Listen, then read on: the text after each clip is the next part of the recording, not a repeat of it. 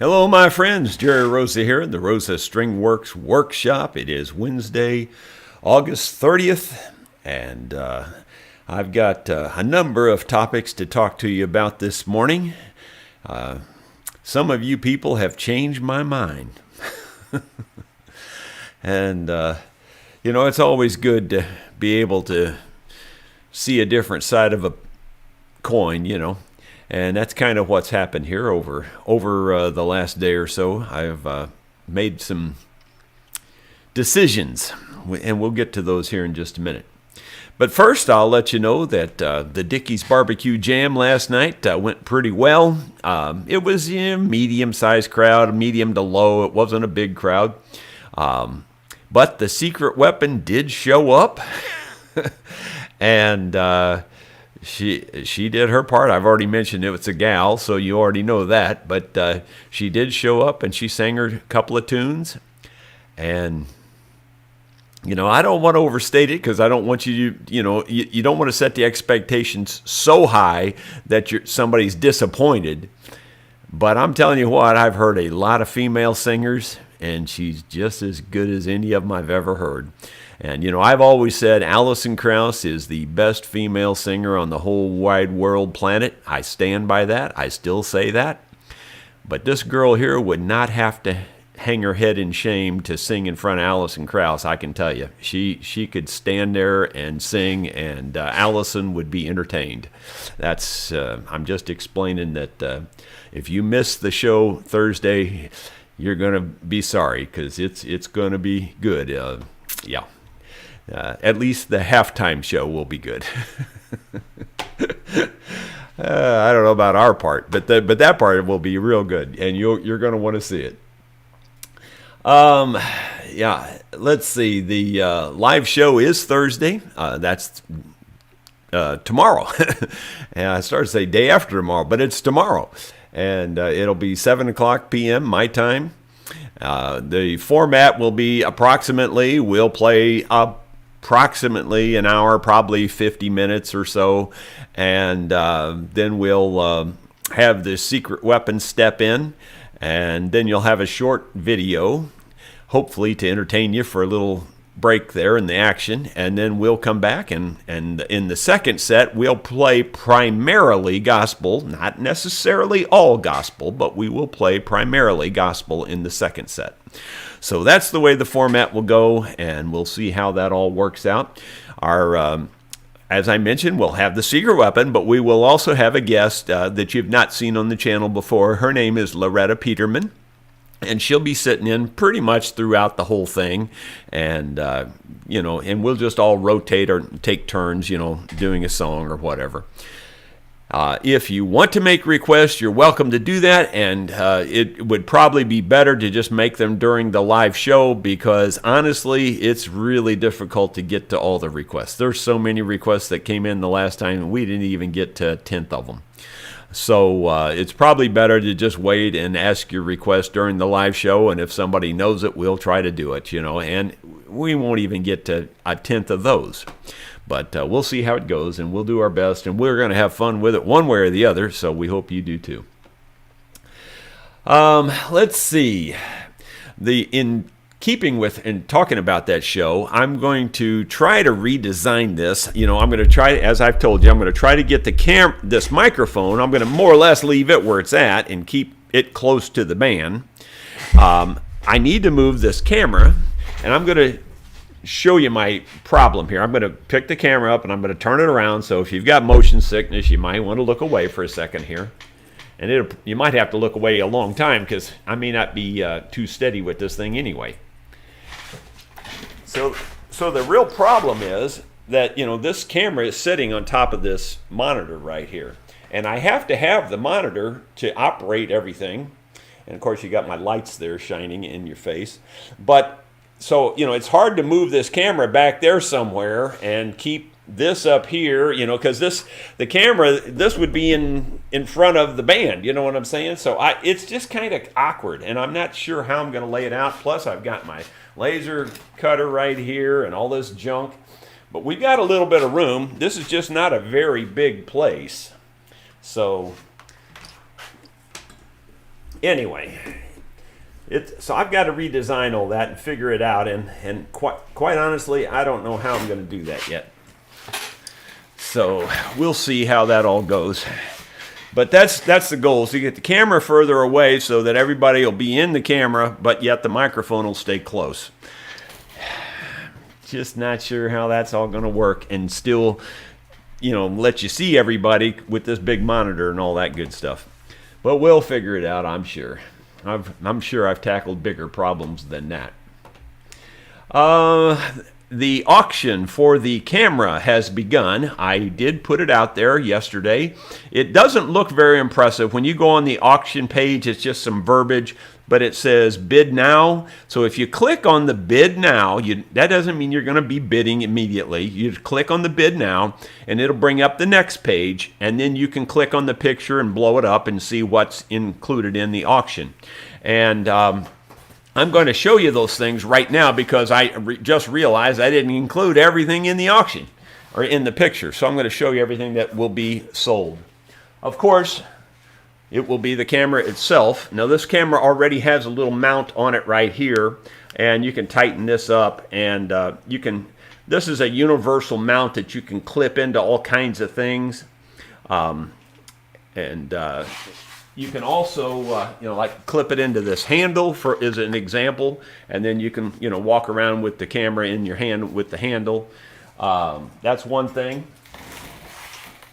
It comes with another mount. Now this is a rubber. Oh, this is a clip-on. So like, I don't know, you could clip it onto the edge of a thin table or something, or you could clip it onto a piece of metal, or maybe on the louver of your air conditioner in your car, or just different things you could slide that on. But it's another mount.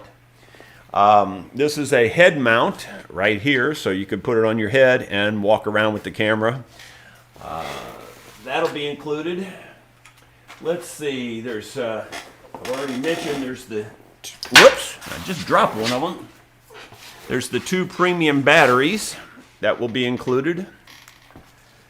There's another mount here that I have. This one has a sticky backing on it, and I mounted it to this little block of wood. And this little block of wood then I adapted to fit in most camera tripods. A lot of the camera tripods squeeze this thing here, and so that's what I did. So, I mean, if you didn't like this, I'm going to send it with the little adapter I made.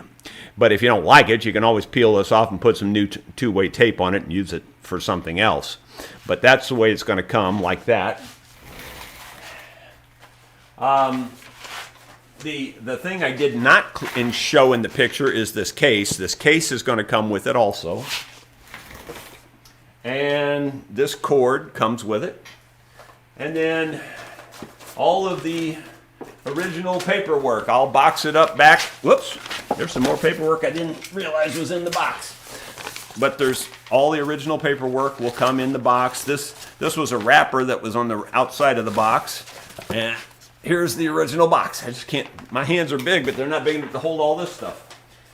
Okay, so anyway, that's the entire package of what you'll get.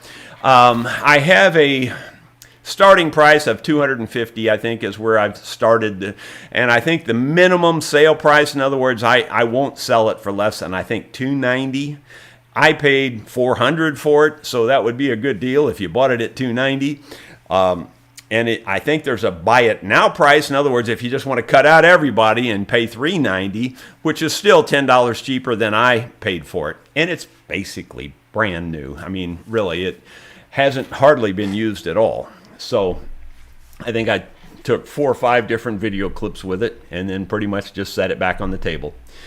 So that's it.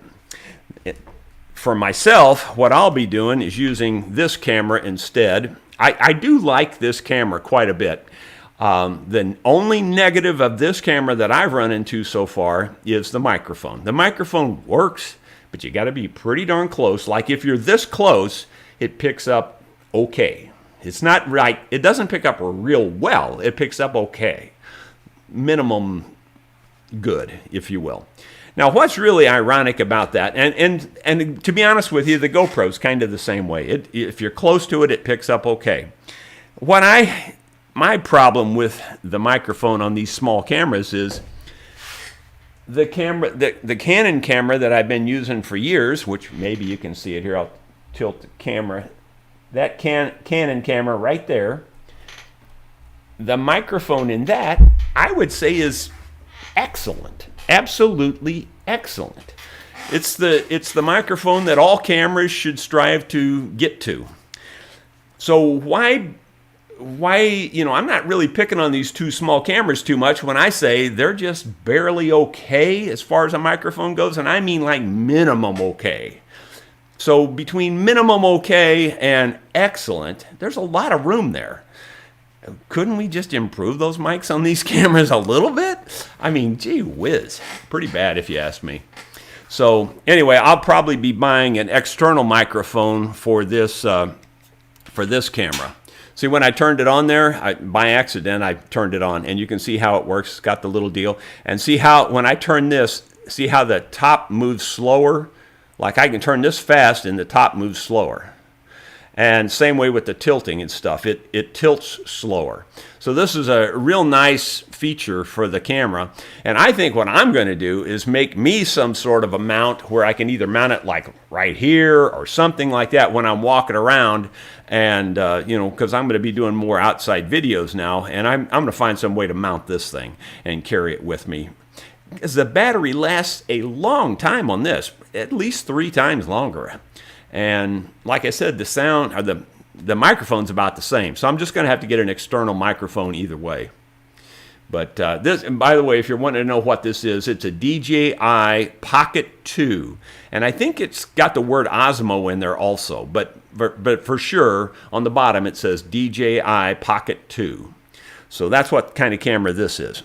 I much prefer this, especially because of the battery. Someone did send me a way to make the battery last longer, or some instructions to make the battery last longer on this one. I didn't even bother reading them because I've already put this up for auction. So anyway, that's the story with that and the cameras and things.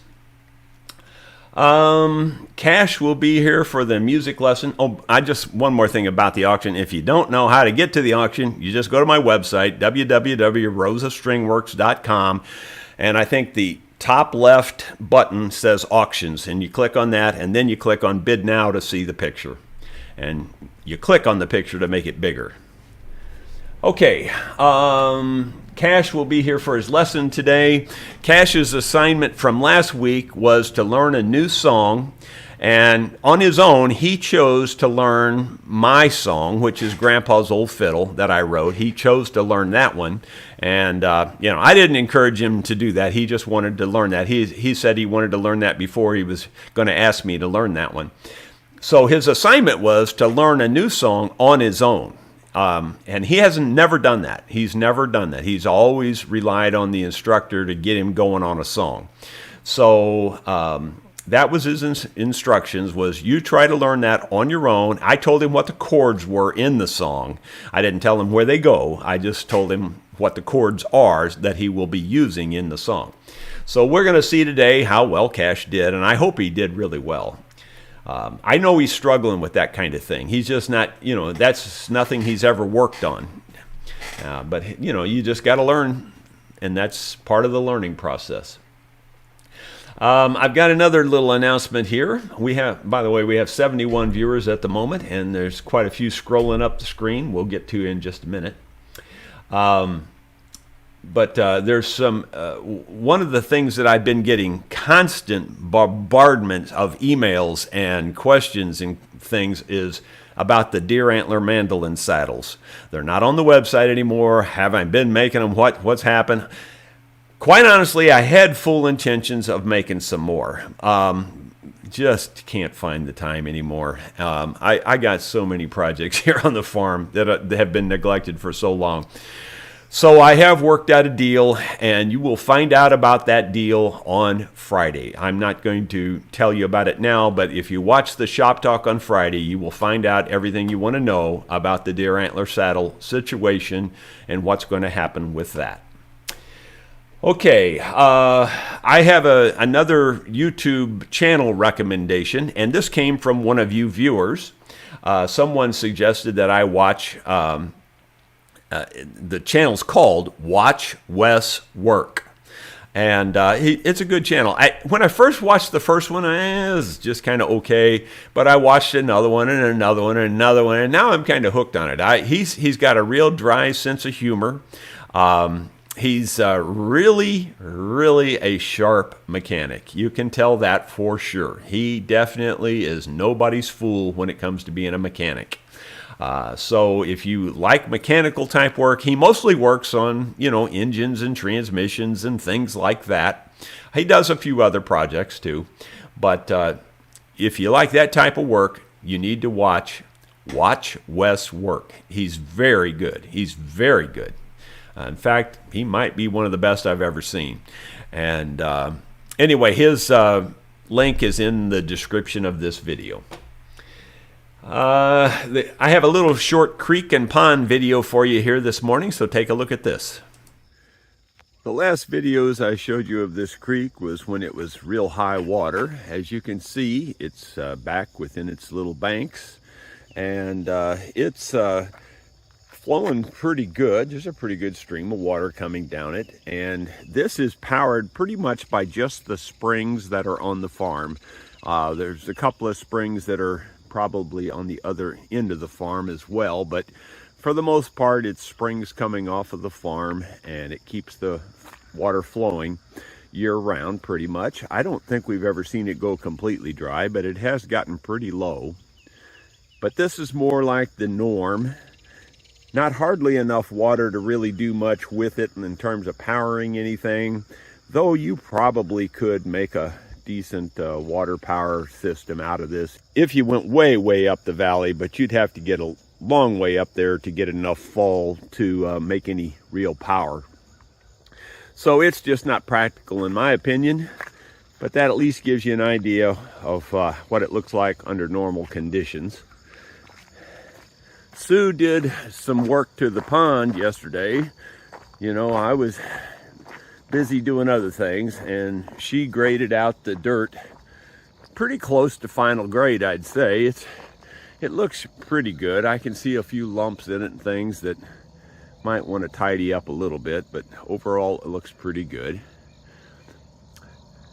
I'm pretty happy with how much bigger the pond is now than it was. I mean, considering the minor modifications we made, it's considerably bigger.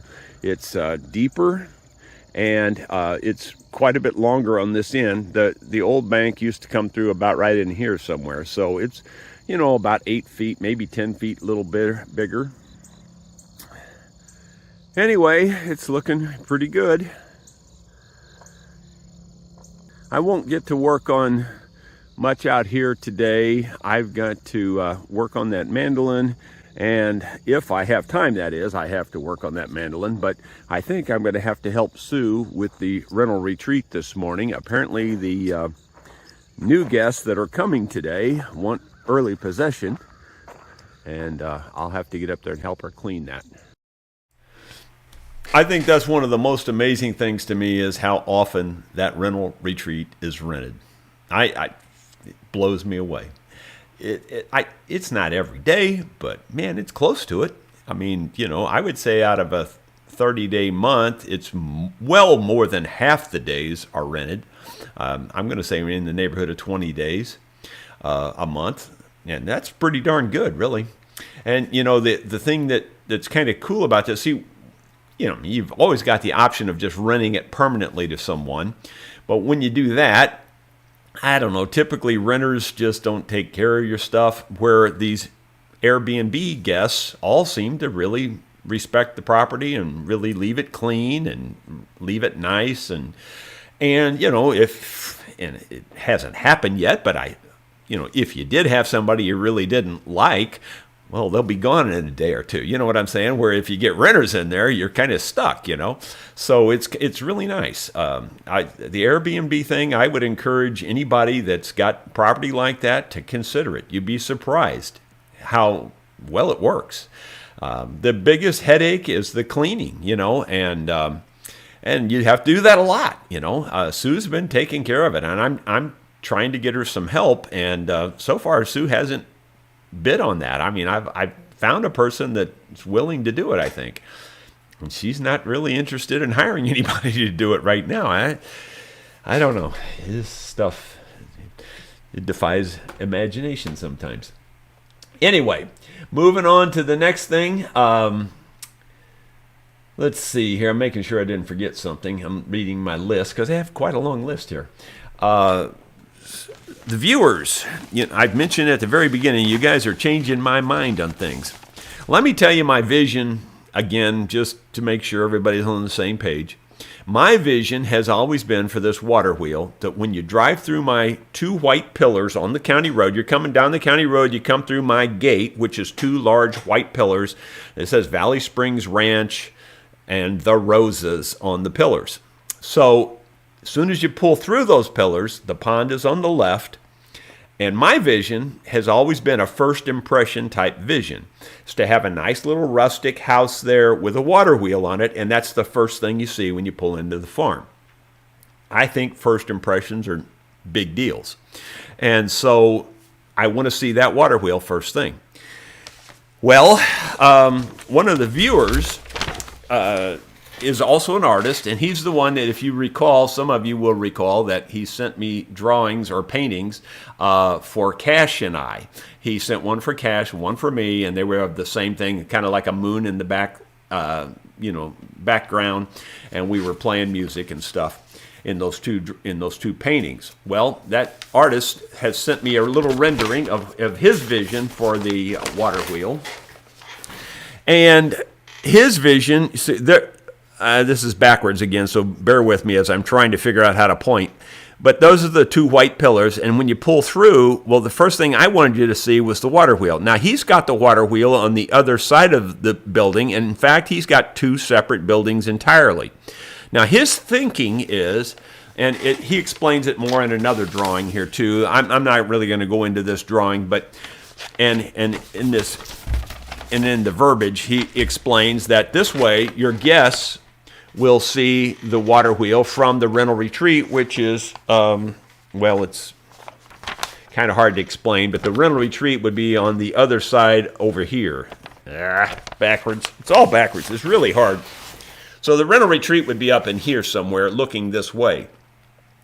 So anyway, but the negative of that is that when you're pulling through the pillars, you can't see the water wheel. So I like the first impression thing. But even though I'm not going to go with this particular idea, along with, I was already talking about this with Sue, and I had already thought about it myself, was the original building, and the original idea I had was to have the water wheel there, as I mentioned, but I was going to try to give you some view from the guest side. I was going to put some sort of a large window in there, and at least you could see through the window, you could see the water wheel spinning. Well, now, after that, and talking to Sue and stuff, I'm thinking that what I'm going to do instead is just change my whole vision, and instead of making it a small little building that, kind of holds the water wheel, I'm just thinking of making it one large pavilion, or as large as I can in that area. It can't be very big because of that tree and the wall, it just can't be very big.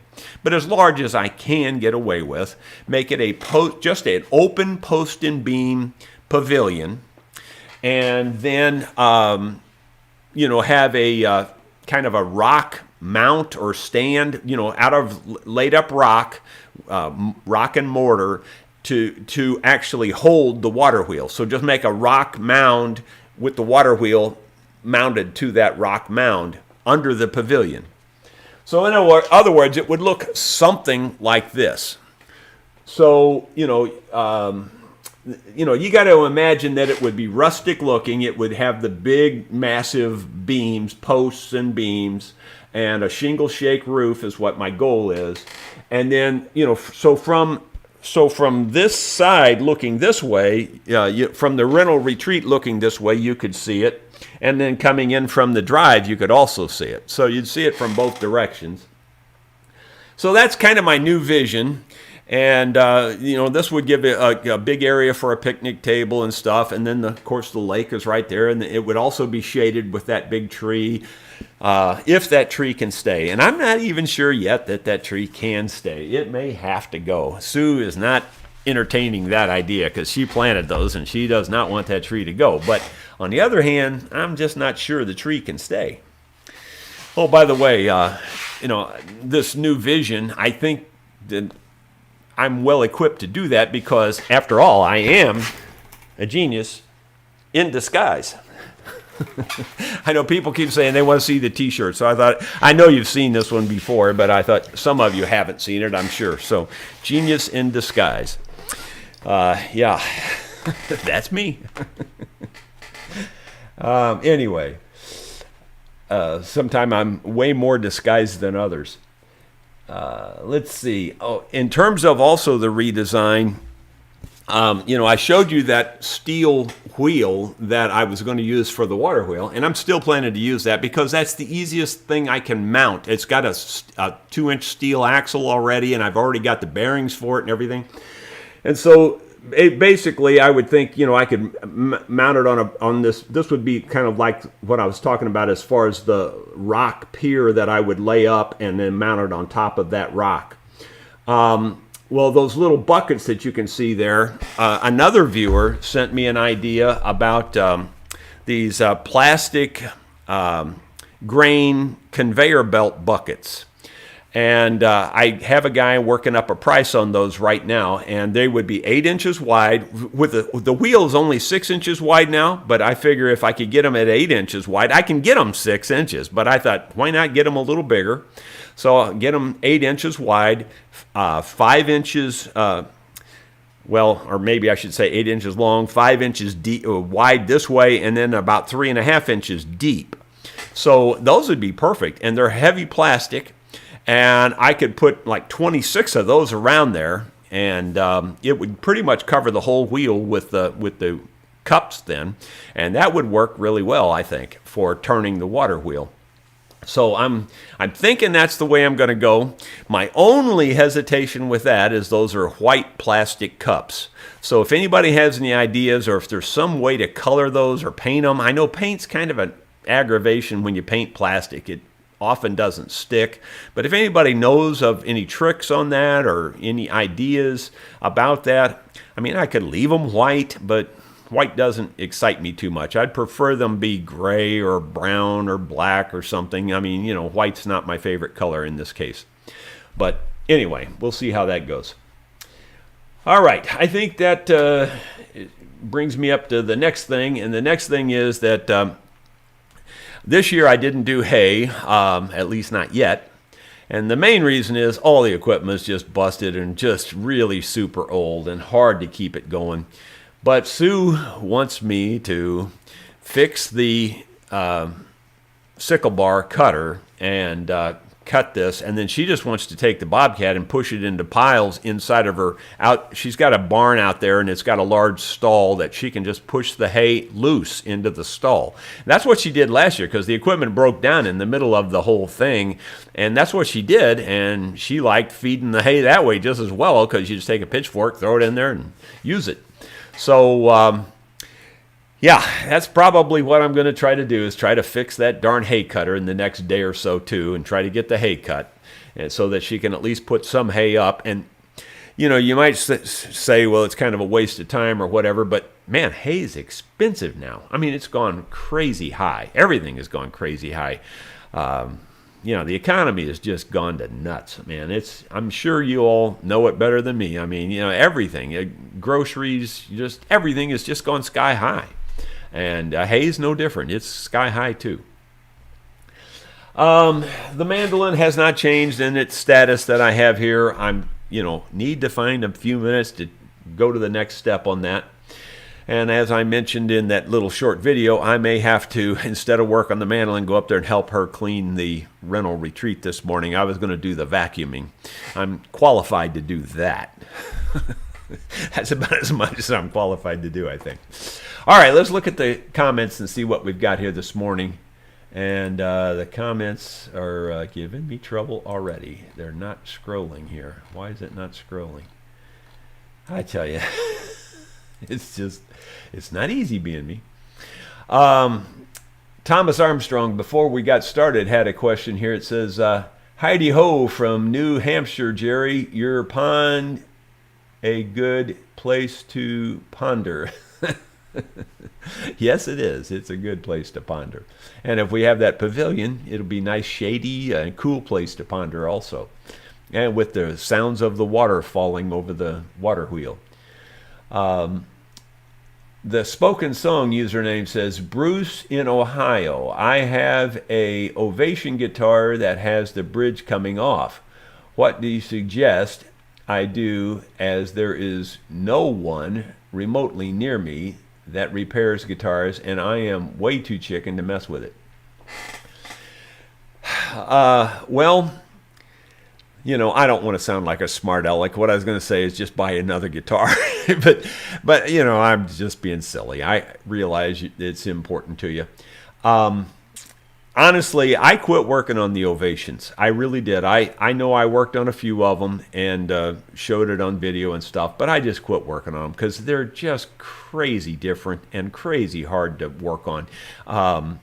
You might think, well, what's hard about them? It's the same thing. No, they're not. It's that round back, and there's no way to clamp anything. There's no way to hold anything. And when you even with that round back, you lay it on a table, and it's just rocking back and forth. There's nothing steady about anything, and it's they're just really a hassle to work on. And then that's just the first part of it. The second part of it is then they're epoxied together with the sides and and the top and man, that's just a pain in the neck to work on also. And me personally, it's just me. I know that everybody's going to disagree with this, but epoxy just doesn't work. It just doesn't work. Not for me. It just doesn't work, period. No matter how hard I try, no matter how I hold my mouth, it just does not work. I do not like epoxy in any way, shape, or form, and especially on a guitar. I don't like it on a guitar at all. I know you didn't sign on to hear me preach about this. You wanted to figure out a solution. So my solution is, because I think you're going to have the same problem elsewhere, because I know lots of other repair guys don't want to work on Ovations either. So I think you're going to have a problem. So I think your best solution is to watch some of my videos and figure out how to do it yourself. I'm sorry to tell you that, but I think that's your best solution. Yeah, I don't know. You're up against it. You're up against it, and I'm sorry that I didn't want to make it sound like I'm being real negative on those. I think they have great sound and all that kind of stuff, but there's just a lot of issues with trying to work on them. Good luck to you on it. I hope you're able to get it fixed. James Akers. How soon before you pour the pad for the water wheel? Well, I don't know, James. I'm wanting to get it done fairly quickly. I don't want to drag this thing out too long, but the concrete guy never got back to me. I'm going to just have to try calling him again. You'd be surprised how my day fills up. I just can't find 5 minutes. That seems like my problem all the time. But it won't be too long. I'm hoping to get it poured within the next week to 10 days, something like that. I'm hoping. I just don't know. Marigold Time says, greetings from Sweden. Well, greetings to you too. I'm glad you're here. Scrolling down, Kim Williford, Rent It From God. Well, that's your request for a song? Okay. I'll try to remember to do that. I will try to do that. I Just Rent It From God is a song that I wrote, and it was about my early retirement and buying this farm. I knew I would be buying a farm, and I wrote that song. I sang it at my own retirement. Well, did I actually have a retirement? I didn't really have a retirement party. I didn't go back for a party, but I think I sang it to the folks I worked with as I was leaving like on my final day, and let them hear it. And it turned out all kinds of people got in touch with me because there was a lot of people retiring at that time, and lots of people wanted that song played at their retirement party. And for a couple of them that were real good friends, I came back and sang it at their retirement party. But anyway, so that's the story on that song. And the reason I chose that title was I asked a friend of mine one time, I said, how long have you owned this farm? And he says, oh, I don't own this farm. He says, I just rent it from God. So I thought, well, that's a good title for that song. So that's how I did that. And I incorporated that into the song as well. Rich Beering, an old friend there. He's in the Owensville, Missouri area. He says, I think I told you when you reinstalled the binding on my D35 that I had already been done by a factory authorized dealer. Okay. I'm not sure what your point is there on that one, Rich. Sorry. I'm there's been so many instruments through here, Rich, I don't even remember it, to be truthful. I don't even remember it at all. It's unbelievable how many instruments have been through. And that had to be quite a few years ago because I don't think that was anything recent. I hate to say hundreds of instruments have been through here since then, but I would say hundreds have been through here. I mean, I got something like 1,500 videos on instrument repair. Maybe not quite that many, but over 1,000 on instrument repair. Let's see. Moving down. Wolf Spirit has a question mark there. Jerry, I'm not an expert on water wheels, but I slightly worry if there's enough water flow to make the water run steady. Yeah, Wolf, I openly know that there's not a ton of water going there, but you'd be surprised. You can turn a water wheel with very little water. For one thing, it's as it fills up, as long as your wheel's really balanced, it only takes a few drops of water and the wheel's going to start turning. And it doesn't take much, especially if the wheel turns easy. And that's why I'm going to use that metal wheel and that axle and the bearings. You can spin it with your pinky. It's easy to spin. So it shouldn't be a problem. The main thing is getting it balanced. You want to make sure that the wheel is really balanced. And as long as the wheel's balanced, at least little trickle of water will turn it. Now, I don't know if I'll ever get a video of this, but now this was a long time ago. This is 20 years ago. But the guy across the highway, I've mentioned him before, he was a real, I don't know, like a genius, but on the edge of being just plain nuts. I mean, he was like that. I mean, there's a fine line between genius and total insanity. And he was on that fine line. I mean, he was like a genius. He really was. But he had built a water wheel about the same size that I'm building. And from a distance, you see this water wheel turning. And I'm not lying to you when I tell you this. This water wheel's turning like this. It's spinning like that. It's spinning that fast, and it's about the size of the wheel that I'm, So I go up, as I get closer to this water wheel, and he's there with me, I'm going, what's turning? Where's your motor at to turn that? Because I figured there had to be an electric motor to turn that wheel, especially to spin it that fast. And I promise you, I am not making this up, and how he did it, I have no idea. It was an undershot water wheel, and he had less water going through that water wheel than I've got coming out of my spring. I guarantee you less water than that. I've got a steady stream, about a garden hose about the size of your thumb. That's what I have on just your average day. Now, it gets way bigger than that when there's rain and stuff, but on an average day, I have about that size water coming out. I guarantee you he had less, and that water wheel is doing this. It's spinning like that. Now, with an overshot water wheel, I don't think that's going to happen. I don't know how he did it. I seriously don't. Because when you only have that little tiny amount of water, for one thing, it's hard to make contact with the wheel. Now, I wished I had paid a lot closer attention to it 20 years ago when I saw it. I mean, he's been dead a long time, and the property is in disrepair. I don't think that water wheel's spinning anymore. But Anyway, if I could I would love to know how he did that, because, man, I'm seriously telling you, that thing was spinning fast, and it was just the least little trickle of water. I'm not kidding you. It wasn't much bigger than my little finger. He was a genius. Like I'm telling you, he was a genius. He had so many things over there that you just never would have imagined. He had all kinds of sculptures, and he had I think I mentioned before, he built a full 2-car garage, like a 24 by 24 garage, and he never used one single piece of wood on the whole thing, including the roof, everything. He never used one piece of wood that was bigger than your forearm in terms of length. It was 18 inches long, and they were all 2 by 2 material. He built the whole garage with it. And it looked pretty cool, and it seemed pretty solid. Yeah, he roofed it. He got up on the roof. So the whole thing was built with that. He didn't have any main beams, anything. Like I said, right on that bleeding edge, man. He was either a genius or he was just totally nuts. I don't know what it was. Paul Akers, how about DC lights at the pavilion from a generator? Well, if it turns and it's got enough power to turn my generator, I'll be definitely putting some lights in there for sure. But I just am not convinced that it'll have that kind of power yet.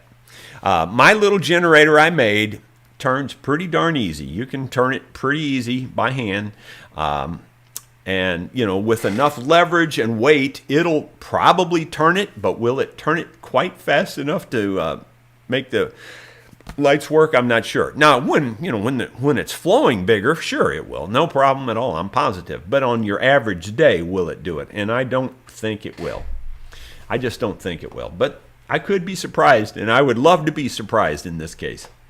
So anyway, guys, that's it. I'm just kind of rambling now, so thank you all for tuning in. I appreciate it very much. We will see you tomorrow morning for the vlog, and then tomorrow evening for the live show. Be sure to check it out. I'm seriously telling you, you'll be impressed with the secret weapon. You will be impressed.